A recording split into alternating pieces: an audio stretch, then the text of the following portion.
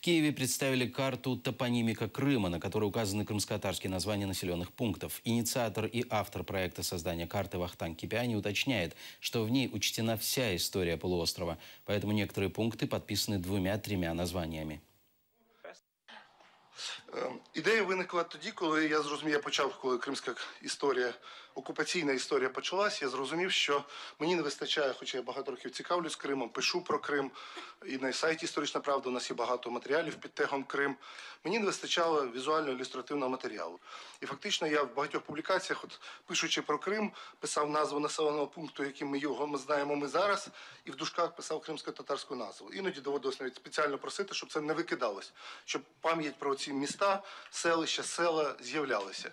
І важливість цього знання, воно ще більш важливе з огляду на те, що відбувається зараз в Криму.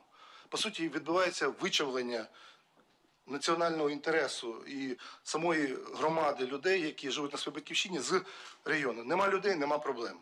І от в даному випадку з'ява цієї карти – це, можливо, певний жест допомоги, плече допомоги, щоб люди в Криму знали, що прийде час, коли їхні селища, їхні села, їхні міста будуть носити ті самі назви, які були за часів їхніх предків.